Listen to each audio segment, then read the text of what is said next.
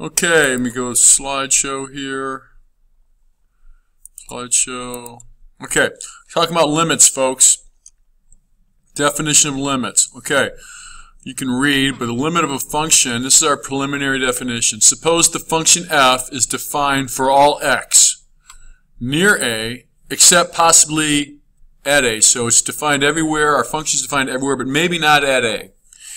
If the function of x is very arbitrarily close to L, that means the output. Our output is very close to L as we can get.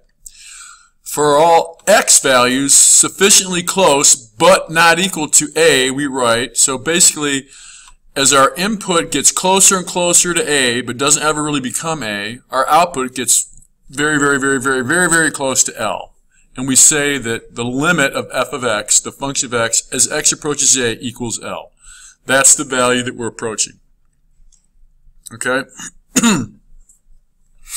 Excuse me. Okay, so let's take a look at this right here, this function here. Okay, notice at 2, we are defined at 2. We're not defined at 3. Okay, and let me just... okay.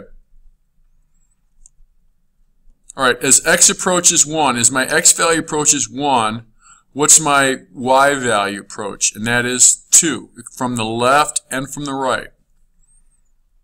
As x approaches 2, as x, here's 2, as we get from the left or from the right, my graph, what is my y values? These y values get close as x approaches 2. Look at this graph as it gets closer and closer to 2, y gets closer and closer to 3. From the right, as x is closer and closer to 2, my y value approaches 3. So notice, there's an open circle there, it doesn't matter. We never, that's for 2. We never are 2. We get close to 2. Okay, so we're going to get closer and closer to this output of 3. Is it continuous here? No. Because why? My limit does not equal the function value, f of 2. As x approaches 3, again, we're not even defined here, but the same thing. As we get closer and closer and closer to 3, y gets closer to 4. Okay, f of x approaches 4. And as we graph, look at a table, okay, as we get closer and closer to 1 from the left and from the right, it looks like we're approaching what? 0.4999, 0.500. Looks like 0.5 is going to be our limit. Okay? Right-sided and left-sided limits, one-sided limits. A right-sided limit, suppose f is defined for all x near a with x greater than a. Okay? Near a. If f of x is arbitrarily close to L for all x sufficiently close to a with x greater than a, we write the limit as x approaches a from the right of f of x equals L. And we say the limit of f of x as x approaches a from the right equals L. A left-sided limit, again, suppose f is defined for all x near a with x less than a. If f of x is arbitrarily close to L, that's our output, is arbitrarily close to L for all x sufficiently close to a, with x being less than a, we write the limit of f of x as x approaches a from the left, that's what the minus is, equals L. And we say the limit of f of x as x approaches a from the left equals L. Okay? This computer-generated graph is inaccurate because the f is undefined at x equals 2. Okay, notice there should be, obviously 2 minus 2 is 0. There should be a removable discontinuity. This one's accurate because this is a removable discontinuity. This factors out as it's going to have x minus 2 as one of the factors. Okay. The hole in the graph at x equals 2 indicates that the function is undefined at this point. Okay, but it doesn't mean we're not going to have a limit. Okay, this just means it's not continuous. Okay, all right. Here we are at 3, and let's see. F of x approaches 3. As x approaches, let's see down here, as x approaches 2 from the right. Okay?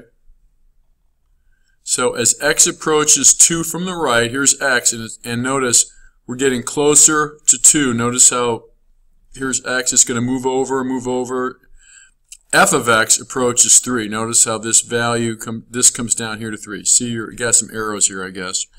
So there's an arrow here, and notice how this comes down to 3, okay? Notice here's our little blue arrow, okay? So as x approaches 2 from the right, my x value is getting close to 2, my y value approaches 3. As x approaches 2 from the left, we're still approaching 3. Okay, so our limit is 3. Even though we're not defined here at x equals 2, we're never going to be 2. Okay, so as we approach 2 from the left, I'm still approaching this value.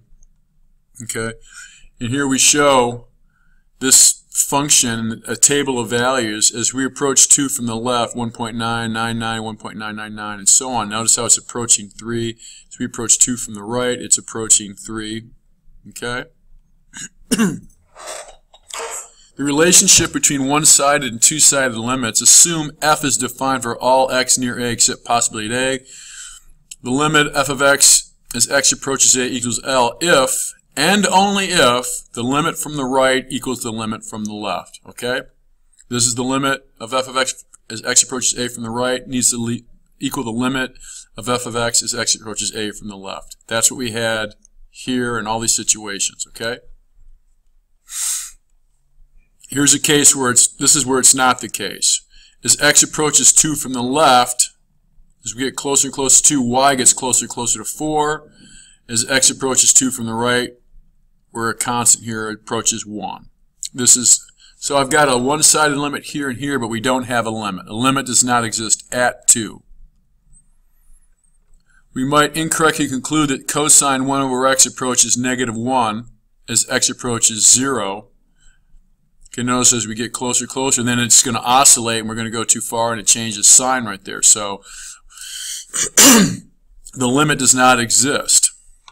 Values of cosine of 1 over x oscillate between -1 and 1 over shorter and shorter intervals as x approaches 0 from the right. So we're going to oscillate more and more as the interval gets closer. Okay? And that is it for this little brief encounter. That's just 7 minutes. But that goes into kind of what we're going to cover in Chapter 2. All right, let me see. But the big thing is basically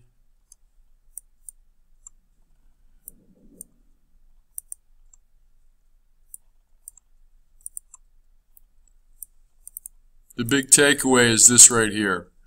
To have a limit, basically the limit from the left equals the limit from the right, and then you have a limit at that point A, okay? This is not that case, okay? This is, all right? So that is it. Thank you very much.